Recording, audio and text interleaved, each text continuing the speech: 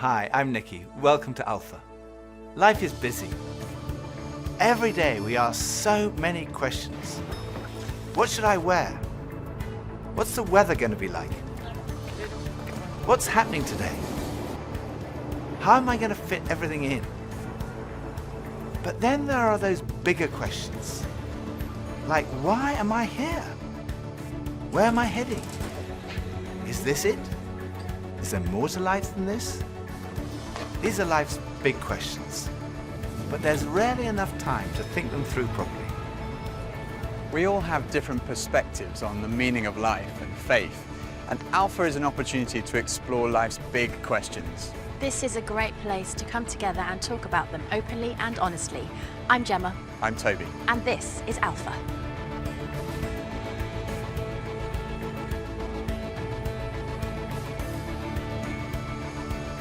I go on Google.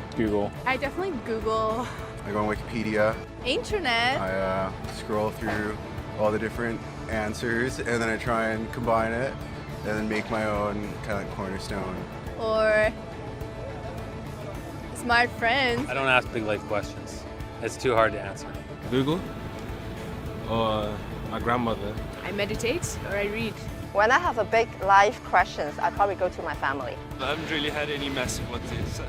It's my mom or my dad, basically. My mom or my dad, maybe my grand. I get most of my answers from the library in any section there because I don't really trust the people that I'm around. The key is always to yourself. You got to figure some things out for yourself. If I'm confused, I go to him first. And he confuses me more. But when it's something more personal, I try to find it within myself first. Friends of mine told me that the first night they came to Alpha, they sat in their car for half an hour waiting and watching people going in. And eventually when they'd seen enough normal looking people going in, they thought they'd give it a try. And one thing that might be going through your mind is, am I going to be the only one there who doesn't believe all this stuff, who's not a Christian, that doesn't go to church? Well, if that's you, then you're in the right place. Alpha is designed for people who wouldn't call themselves Christians or who are not regular churchgoers. It might feel a bit strange to be discussing life and faith with people that you've never met before, but the best thing about Alpha is often the great friendships that are formed over the weeks. For much of my life, I was not remotely interested in Christianity. In fact, I don't think I'd ever come to something like Alpha. I was not brought up as a Christian. My father was a secular Jew. He was an agnostic, and my mother didn't go to church, and I had no interest at all in Christianity. First of all, I just thought it was so boring. Everything to me about church, Christianity, religion was just dull and dreary. And it kind of made me feel a little bit guilty. I didn't know why, but I just didn't want to have anything to do with it. And I also thought it was untrue. I thought I'd sort of thought it through, and I'd come up with these intellectual objections, and I called myself, very pretentiously, I called myself a logical determinist. And I quite enjoyed arguing with people who called themselves Christians. And at university, I had a bit of a reputation for being an argumentative atheist. And I also thought it was irrelevant to my life. I couldn't see how someone who'd lived 2,000 years ago, 2,000 miles away, could have any relevance to my life today. It just seemed outdated and irrelevant. But at the same time, looking back now, I would say something was missing. I say that because I don't think I was living in the moment. I was always looking forward to the next thing in life. So when I was at school, I was thinking, when I finish my exams, maybe that will be when I'm going to really start to enjoy life. I finished my exams, and then after about 3 weeks, I started to think there's got to be more to life than this. And I thought, well, maybe when I've left school, that will be what life's all about. And then I left school, and after about 3 weeks, I started to think, there's got to be more to life than this. I thought, well, maybe the answer is to get a girlfriend. And somehow, I don't know how I managed it, but I managed to find a girlfriend. Again, after about 3 weeks, I started to think, there's got to be more to life than this. And basically, there was something missing. I was longing for more. The actor Jim Carrey once said, "I wish everyone could get rich and famous and have everything they've ever dreamed of, so they would know that's not the answer." Some people dream of having their name in lights, of fame and fortune. Some people dream of finding happiness through relationships, careers, money, whatever it may be. But do you ever get that niggly feeling that as good as those things are, there must be more to life. Yeah, all too often life just doesn't turn out the way we think it should. And even when it does and we achieve our wildest dreams, it's somehow never quite enough. It just doesn't satisfy. It's like there's something missing. The comedian and actor Russell Brand said, "Drugs and alcohol are not my problem. Reality is my problem. Drugs and alcohol are my solution to fill up a hole inside me." And Jesus said, "I am the bread of life." In other words, I'm the one who fulfills the longing that's deep inside every human heart. Jesus claimed to be the one person who can satisfy that spiritual hunger. Freddie Mercury, the lead singer of the rock group Queen, had amassed a huge fortune and attracted millions of fans. But he admitted in an interview shortly before his death that he was desperately lonely. He said this, "You can have everything in the world and still be the loneliest man, and that's the most bitter type of loneliness. Success has brought me world idolization and millions of pounds, but it's prevented me from having the one thing we all need, a loving, ongoing relationship." Jesus said, "I am the way, the truth, and the life." Ultimately, there's only one relationship that is totally loving and goes on forever, and that's a relationship with God. And Jesus said, "I am the way to that relationship."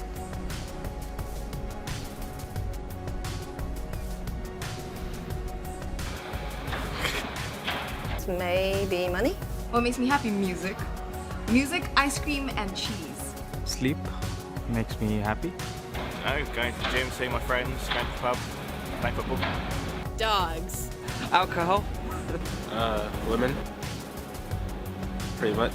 The idea of life in general makes me happy. Clothes. Women.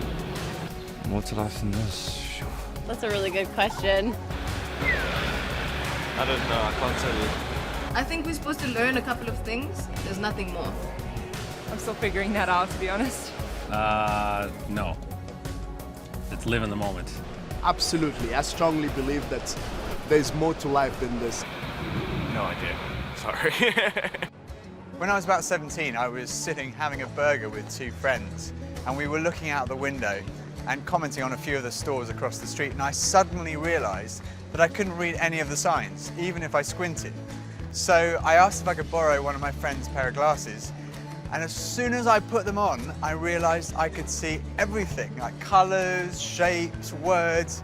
I was amazed at how everything was so clear. And I could see before, but now I could really see. And to me, that's the best way to describe the difference that Jesus makes. Jesus is the lens through which we see God. And he's also the lens by which we see the world in a totally different way. Jesus said, "I am the truth." Some people's response to a Christian might be, well, it's great for you, you found meaning and purpose in your life, but it's not for me. But when you think about it, that's not actually a logical position, because if Christianity is true, it's of vital importance to every one of us. And if it's not true, it's not great for us, because it means we're deluded. C.S. Lewis was one of the great intellectual giants of the 20th century, probably best known as the author of the Chronicles of Narnia. He said this, "Christianity, if false, is of no importance, and if true, of infinite importance. The only thing it cannot be is moderately important." I come from a family of lawyers, so naturally I wanted to look at the original documents and sources. I never really looked at the evidence before, and I was astonished at how much evidence there is for the life, death, and resurrection of Jesus. For me, it was through reading these documents that we find in the New Testament that I came to the conclusion, it's true. One of the last cases I did as a lawyer was in the Court of Appeal in front of Lord Denning, an absolutely brilliant mind, perhaps the greatest judge of the 20th century. He said on one occasion that his Bible was his most tattered book in his library. He'd examined the evidence really carefully, and he came to the conclusion, it's true. One former professor of history at Oxford University described the resurrection as the best attested fact in history. I hadn't realized how many of the pioneers of modern science were believers. Descartes, Newton, Kepler, Galileo, Locke, Copernicus, Faraday, Kelvin, Pasteur. Francis Collins, one of the greatest scientists of our time, was director of the Human Genome Project, mapping the 3 billion letters in the human DNA, considered by many to be the most significant scientific undertaking of our time. He describes how he encountered Jesus and came to believe in the truth of Christianity? Well, in the home where I grew up, faith was not something that was talked about very much. My father was a professor of drama, my mother a playwright. When I went to college and those discussions in the dorm late at night about religion began to occur, I had no particular reason to attach value to a faith system. It had never been something I was familiar with or had internalized at all. And I assumed that any religious feelings that anyone held must be on the basis of some emotional experience, and I didn't trust those, or on the basis of some childhood indoctrination, which I felt I was fortunate to have missed. I loved the experience of learning about the human body and all of the components of that, and I particularly loved being introduced to genetics. But then I ended up in the medical school curriculum sitting at the bedside of patients with diseases. This was no longer an abstract study of molecules and organ systems. These were real people. And one afternoon, one of my patients, a wonderful elderly woman, much like a grandmother, who had very bad heart disease. She had a particularly bad episode of chest pain while I was with her. She got through it, and at the end of that, explained to me how her faith was the thing that helped her in that situation. She realized that the doctors around her weren't really giving her that much help, but her faith was. And after she finished her own very personal description of that faith, she turned to me, and I had been silent, and she looked at me quizzically, and she said, "What do you believe, doctor?" And ultimately, I had to admit to myself that her question had made me realize that I had arrived at an answer to the most important issue that we humans ever deal with. Is there a God? And I had arrived there without ever really looking at the evidence. And I was supposed to be a scientist. If there's one thing scientists claim they do is to arrive at conclusions based upon evidence. And I hadn't taken the trouble to do that. I was greatly assisted by a pastor who lived down the road, who I went and asked about all this, and who gave me a copy of C.S. Lewis's wonderful book, Mere Christianity. Because here was an Oxford scholar, a prodigiously developed intellect, who had traveled the same path. Within those pages, I realized for the first time that one can come to belief on a rational basis, and that in fact, given the many pointers that one sees around oneself in terms of the universe and it having a beginning, and its fine-tuning in terms of the way in which all those constants that determine the behavior of matter and energy seem to have been set just in a certain very precise range to make life possible. And many other things, including my beloved mathematics and why they actually work anyway to describe the universe, something that makes you think the Creator must have been a mathematician. That brought me then to the person of Jesus Christ as a person who was historically extremely well documented. That was news to me. I thought Christ was as much myth as history, and I realized after reading more about it, this was a historical figure upon which we have a great deal of evidence for his existence and his teachings, and even his rising from the dead in a literal way. That day at my patient's bedside started a journey for me. A journey that I was reluctant to begin, but I felt I needed to. A journey that I thought would result in strengthening my atheism, but to my surprise, resulted in my conversion. There's a difference between knowing facts about someone and really knowing them personally. Now, I've known my husband Phil for 3 years now, but suppose if before we met, I found him on a website called The Amazing Man. Now, there's no doubt I would have looked at him and thought, okay, I'm intrigued. But what if each page was dedicated to his amazing abilities, his sparkling personality, his tender heart, his extraordinary intelligence, and his cooking abilities? Well, I would think, wow, he does sound like an amazing person. But that's head knowledge. But I also have the privilege of being married to him, and I know that he's an amazing person, which is knowledge that comes from experience of relationship, and that's heart knowledge. When Jesus said, "I am the truth," he was talking about more than just a kind of intellectual truth. The Hebrew understanding of truth was truth as experienced. And there's a big difference between a kind of intellectual knowledge and a personal knowledge, between your head and your heart. So when someone says, "I know Jesus is the truth," they're not just talking about being convinced of the evidence, they're also talking about experiencing a relationship with the risen Jesus Christ. So Jesus said, I am the way, the truth, and lastly he said, I am the life. I have come that you may have life and have it to the full. Jesus came to deal with the things in our lives that stop us from enjoying life to the full, the things that spoil our lives. I hate shopping. I loathe it. I think I'm allergic to shopping.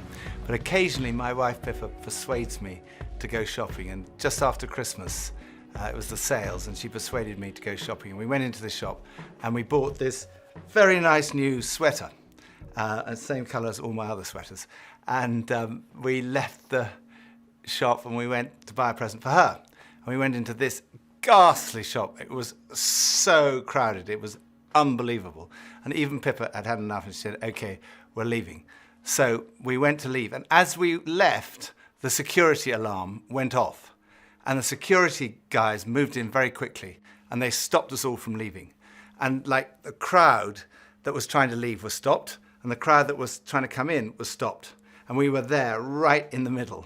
The 6 of us who were going through the security at that one time were all taken off and sectioned off from all the rest. And they wanted to see which one of the 6 of us had set off the alarm. So they sent one of them through, and that was fine. They obviously hadn't set it off. Then they sent the next one through. They obviously hadn't set it off. Then the 3rd, then the 4th. None of them set it off. So it was left with Pippa and I were standing there, and I thought, oh my goodness, I'm married to a shoplifter. It must be Pippa who's got set off the alarm. So they sent her through, and she didn't set it off. So I thought, oh my goodness, I've obviously got something. Someone must have planted something on me. I'm going to be arrested. I'm going to be sent to prison. All the crowd were watching, both sides. They were just watching this criminal who'd been caught going through. So they went through, and as I went through, the alarm went off. They took me to the side. They opened up my rucksack on my back, and there they found this sweater from the other shop with the tag still on it. I felt so guilty. That was like false guilt. I also sometimes experience true feelings of guilt because I do things that are not right, that are not good. And this is the wonderful news that God loves you and he loves me. God came in the person of his Son, Jesus Christ, to die for you and for me. And on the cross, he took all of your guilt, all of my guilt, everything you've ever done wrong, everything I've ever done wrong, said wrong, thought wrong, and he died in our place in order that we could be forgiven. And forgiveness, C.S. Lewis said, it's like a recording of our life wiped completely clean. And when we receive that forgiveness, we find life, and life in all its fullness. And that's what Jesus wants for you and for me. Life in all its fullness. Life at its very, very best. I think for so many years, I always just strived to be strong in myself. And it was as if that all I needed was me and my buddies and, we'd be like invincible. But the truth is, none of us are. And I don't want to do this thing called life. I don't want to do it on my own. And it kind of feels like my longing for this light inside is now stronger than my fear of what others might think. And people often ask, well, doesn't that make faith like a crutch? And, well, maybe, but, what does a crutch do? A crutch helps you stand, and it makes you stronger. And in that case, sure, I need a bit of that. But especially when it's so much more than that. When this faith inside is also like a backbone, helping me stand tall and helping me be strong when I'm really up against it, facing those odds, whether it's on a mountain or stuck in some jungle or just dealing with the storms, with the storms of life.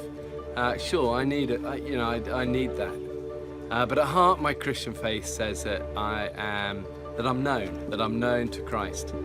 Bought at a price, blessed with light. Faith says that we're loved, regardless of our mess, regardless of how many times we fall down, and that Jesus somehow picks me up. And sure, I'll reach out to that. Why wouldn't I? I used to think Christianity was boring, untrue, and irrelevant. But when I read about Jesus, I realized he was anything but. Jesus said he's the way to God. He's the one who brings meaning and purpose to your life. He said he's the truth. He said he's the life, that true fulfillment is found in a relationship with God through him. Alpha is a place where you can be yourself. You can say what you think and challenge everything. No question is too complex or too simple. And what your point of view is as important as anyone else's. And over the weeks ahead, we are going on a journey together, an adventure to explore the questions of life, faith, and meaning. Think of it this way. If you live to be 70, you're going to spend 20 years and 3 months asleep, 10 years and 5 months watching TV, 5 years and 9 months in some form of transportation, 7 years and 6 months eating and drinking. You have approximately 570,000 hours left to live. So why not spend less than 24 of them asking life's biggest questions? Welcome to Alpha.